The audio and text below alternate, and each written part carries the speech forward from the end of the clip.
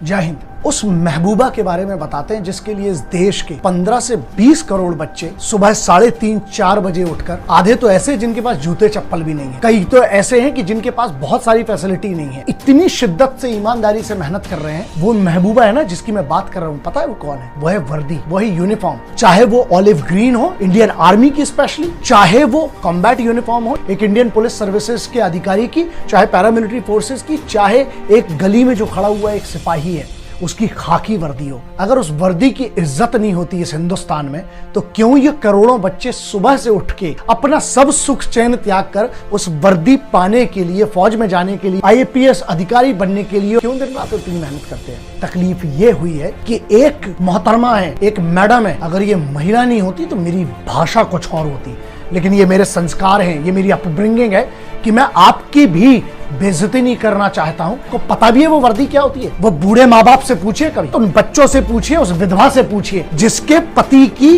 वो वर्दी उसको दी गई है जब वो शहीद होकर उसकी लाश आई थी। मैं फौजी नहीं हूं, लेकिन मुझे पता है जिस बैकग्राउंड से आता हूं, मैं जिस घर से आता हूं, बहुत खून देखा, बहुत लाशें देखी, बहुत वर्दी और बहुत काम किया है इनके साथ। मुझे पता है कि वो इमोशन क्या होता है इस वर्दी के लिए। आप उसको तार-तार कर रही हैं और एक वेब सीरीज में आपने इतनी नग्नता, इतनी भद्दी चीज दिखाई जिसको मैं खुलकर बोल भी नहीं सकता हूं। मैंने नहीं देखी वो, लेकिन जब मुझे उसके बारे में जानकारी पता चली, जो स्क्रीनशॉट्स जब मैंने पढ़ा, मुझे इतना गुस्सा था मैडम। लेकिन बात वही है ना कि आप एक महिला हैं और शायद आप पता नहीं ये कौन से कर्म काम आ गए कि जहां मेरी जुबान और मेरा एक्शन बंधा हुआ है। इसमें 2 एंगल हैं, ठीक है? पहला है मॉरल एंगल, जिसकी आपकी जिम्मेदारी थी, आपको जो बनाना है बनाओ, बनी बात है। आपके पूरे डिफेंस भी मुझे पता है, बनी बात है। आपके पास जो एक प्रोटेक्शन आता है जिसकी आप बात करेंगे कि आर्टिकल 21 में तो राइट टू प्राइवेसी कवर है, बिल्कुल अपने घर की 4 दीवारी के अंदर जो देखना चाहे, मैं उसकी बात नहीं कर रहा हूं। बात यहां ये नहीं है कि वो क्या देख रहे हैं, बात ये है कि उनको क्या परोसा जा रहा है। जो परोसा जा रहा है वहां पर एक मोरल रिस्पॉन्सिबिलिटी आती है। तो आप लीगल साइड में क्या करेंगे? आप सीधे कह देंगे कि हमारे पास तो OTT प्लेटफॉर्म है, हम तो डिस्क्लेमर डाल देते हैं और हमारे लिए तो जो हमारी अथॉरिटी है वो कोई है ही नहीं, क्योंकि आपका कोई सेंट्रल बोर्ड नहीं है। और उसके बाद क्या, आर्टिकल 19 में आपको फ्रीडम ऑफ एक्सप्रेशन की बात करेंगे। मुद्दा यहां ये है कि आपकी एक नागरिक के तौर पर एक जिम्मेदारी तो बनती है, जिसको शर्म कहते हैं, लिहाज कहते हैं, जो हमारे समाज के अंदर कुछ दायरे हैं। आपको धंधा करना है, उसमें कोई तकलीफ नहीं, कानून ने आपको परमिशन दी, आप कर सकते थे। अरे लेकिन धंधे को इतना गंदा तो मत करो जहां तुम धंधे के नाम पर तो ऑफिसर्स की जो बीबियां हैं, जो उनकी बहन बेटियां हैं, तुम उनका अपमान कर रहे हो और एट द सेम टाइम तुम उस वर्दी का अपमान कर रहे हो। शायद आप कभी समझ भी नहीं सकते वो बात। असल में पता है तुमने क्या किया? तुमने वो कर दिया जो चाइना इतने साल से कोशिश कर रहा है वो नहीं कर पाया, जो पाकिस्तान नहीं कर पाया, जो आतंकवादी संगठन नहीं कर पाए ना, वो तुम जैसे लोगों ने यहां बैठकर कर दिया। तुमने उन आर्म्ड फोर्सेस की जो सबसे बड़ी इज्जत होती है, एक तो वर्दी और दूसरे उनके घर की इज्जत होती है यार, जो तुम्हारी माँ बहनों के लिए वहां रक्षा कर रहे हैं, तुमने उनकी माँ बहनों के चरित्र पर सवाल उठा दिया और तुमने उनकी वर्दी, जिसको माँ के बराबर माना जाता है, उस यूनिफॉर्म को तुमने उसका अपमान कर दिया। तुमने एक ऐसी गंदगी दिखाई कि मान लीजिए जो आज आर्म्ड फोर्सेस का व्यक्ति वहां पर है, मतलब उसके पीठ पीछे उनके घर में क्या हो रहा है। अगर कल किसी फौजी की बेटी, बीबी, बहन के ऊपर अगर कोई बुरी नजर उठाता है ना, जिम्मेदार आप हो इसके। वहां पर उनका घर का सदस्य, वो तो आपकी सुरक्षा के लिए बॉर्डर पे था, या आज इस कोरोना जैसे महामारी में इंडियन पुलिस सर्विसेज के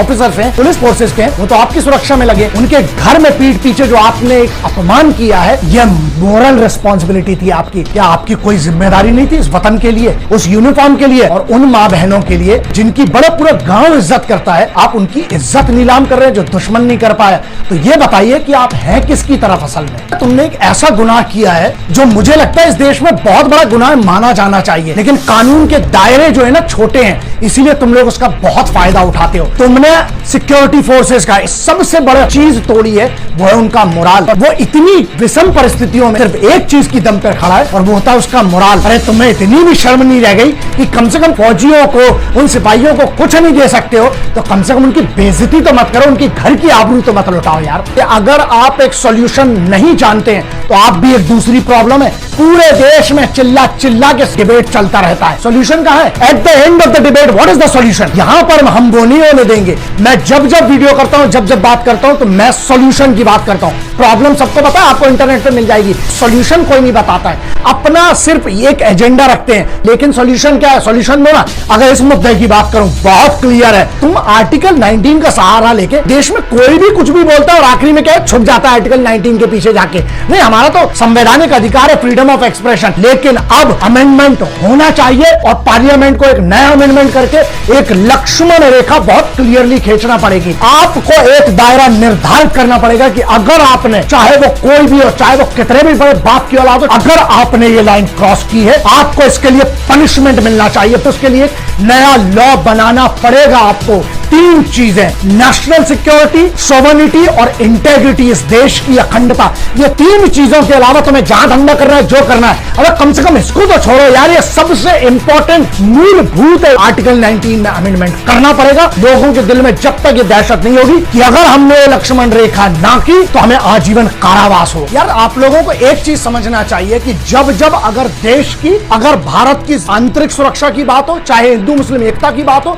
चाहे कहीं पर भी एक ऐसी बात हो जहां मेरे हिंदुस्तान की फौज या उसकी यूनिफॉर्म या उसके डेकोरम, मैं कोई फौजी नहीं हूं, लेकिन एक सामान्य भारतीय के नाते जब जब जरूरत पड़ेगी इस देश को हमेशा रहूंगा। बस एक चीज जो मुझे बहुत हर्ट करती है वो ये है कि यार आप लोग को ये डाउट कैसे हो गया कि मैं बोलूंगा नहीं। मैं एक प्रैक्टिशनर हूं, याद रखना, मैं अखाड़े वाला आदमी हूं। मैंने अपने खलीफा उस्ताद अपने बाबूजी से एक ही चीज सीखी थी कि बेटा बगैर तैयारी के नहीं जाया जाता है। संयम रखिए, आप पेशेंस रखिए। अगर मैं चुप हूं ना तो हमेशा एक बात याद रखना कि मैं सही वक्त पर जवाब जरूर दूंगा। मैंने पहले भी कहा था कि नागिन अपना बदला भूलती है, योद्धा नहीं। अरे हम तो योद्धाओं के गुरु हैं, हम कैसे छोड़ेंगे इनको। और जिन्हें लगा कि मैं डर के बैठा होऊंगा या किसी से मैं डर गया होगा कि यार कल को काम ना मिले, ऐसा है। एक बात बहुत ध्यान रखना, अगर करियर की कोई बात करे ना और वतन की कोई बात करे तो ऐसे लाख करियर, लाख इंडस्ट्री कुर्बान है इस वतन के तिरंगे और वतन के सम्मान के लिए। और रही बात दूसरी डरने की, सैयद सलाहुद्दीन, मौलाना अजहर मसूद, जितने बैठे बड़े बड़े टेररिस्ट, हमने उनको नहीं छोड़ा। बड़े बड़े न्यूज चैनल के मालिकों और बड़े बड़े न्यूज चैनल ग्रुप, बड़े बड़े नेताओं को हमने नहीं छोड़ा। जब वतन की बात है मैंने छोड़ा अब तक किसी को?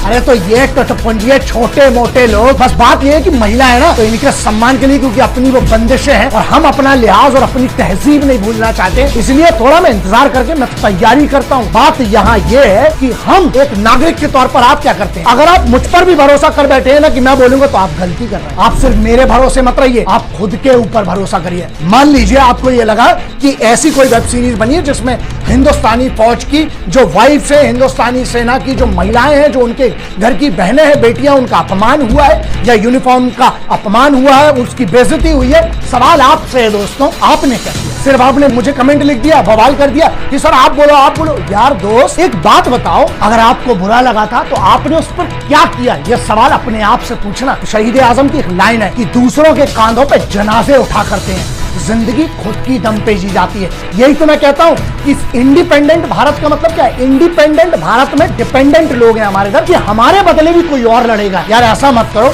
इस देश को अगर हमें महान बनाना है ना तो उसके लिए कम से कम खुद की जिम्मेदारी तो लेना सीख लो। बहुत सारे लोग ये सोच रहे हैं कि फौज के लिए कंप्लेन कर लेंगे, फौज की तरफ से डिफेमेशन कर देंगे। ऐसा है, हिंदुस्तानी फौज के पास इतनी कुव्वत है, अगर वो चाय लेती ना तो मिलिट्री पुलिस या चाहे बहुत सारी ऐसी यूनिट्स है, इनका खानदान कब का गायब हो चुका होता। लेकिन नहीं, कानून के दायरे हैं, वो तो अपने नियमों का पालन कर रहे हैं, वो तो अपनी ड्यूटीज बहुत अच्छे से निभा रहे हैं। लेकिन नागरिकों के तौर पर क्या हम लोग फेल नहीं हुए? भारत का जो आम आदमी है, भारत के जो सभी लोग हैं या जो क्रिएटिव लोग भी हैं, क्या उनका अपमान नहीं किया? कि उनकी बेइज्जती नहीं कर दी इन लोगों ने? जो इतने सारे लाखों करोड़ों लोग जो कहते हैं कि सर आपको हम बहुत मानते हैं, आप मुझे मत मानो, मुझे कोई फर्क नहीं पड़ता, तिरंगे को मानो, भारत के कानून को मानो, इसकी अखंडता को मानो। और अगर तुम्हें बुरा लगा है ना तो एक काम करो, जरा इन लोगों को भारत भ्रमण करवाओ, जाओ अपने पास के थाने में, एप्लीकेशन मत देना, FIR करवाना। अगर इनके ऊपर 50 FIR हो गई ना पूरे हिंदुस्तान के अंदर, जब इनको घूमना पड़ेगा, इनकी जूतियां जब घिसेंगी, तब इनको समझ में आएगा कि इनने अपमान किया है किसका? उस चीज का जिसको सब बहुत दिल से इज्जत करते हैं, प्यार करते हैं, वो है हमारी armed forces, paramilitary forces, Indian police services और पुलिस की जो नौकरी करने वाले लोग हैं उनका। और दूसरा एक सबसे बड़ी चीज है, मेरा फाइनल सॉल्यूशन, इन लोगों पर जो ये वेब सीरीज बनाने वाले हो, इसकी कास्ट पर, इनमें जितने भी लोग जितने भी लेयर में इन्वॉल्व है,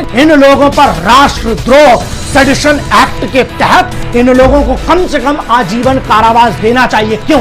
क्योंकि जो दुश्मन नहीं कर पाया ना, इन लोगों ने वो किया। फौज का मोराल, फौज की इज्जत, फौज की यूनिफॉर्म, जो एक अभिमान होता है ना फौज का, उसके फौज के अभिमान को इनने टार्निश किया है। अगर ऐसा नहीं है सेडिशन एक्ट में नहीं, तो आप एक नया कानून बनाए जिस कानून के दायरे में हर आदमी को उसकी औकात बताना बहुत जरूरी है साहब। लेकिन अगर आज मैं ये सरकार से बोल रहा हूं, अगर आज आपने कोई कानून इस पे नहीं लिया और कुछ नहीं लिया, तो ये याद रखिएगा कि फिर जो बड़ी बड़ी बातें हैं ना आप लोगों की, वो सब हवा में चली जाएगी, चाहे वो राज्य सरकार हो चाहे केंद्र सरकार हो। बस ये बात ध्यान रखिएगा, चाणक्य, चंद्रगुप्त मौर्य की बात करें, मौर्य डायनेस्टी की बात करें आप, चाहे मराठा डायनेस्टी की बात करें, चाहे आप भारत के उस इतने बड़े इतिहास की बात करें, वहां पे सभी योद्धाओं ने, सभी बड़े बड़े लोगों ने एक बात जरूर कही थी। पता है आपको क्या? जिस भी राष्ट्र में उसके सिपाहियों का, उसके रक्षकों का, उसकी बेटी बहन और माओ का, वृद्धों का और श्रमिकों का अगर अपमान होता है, वो राज्य पतन की ओर जाएगा। और मैं नहीं चाहता हूं कि मेरे राष्ट्र का पतन हो।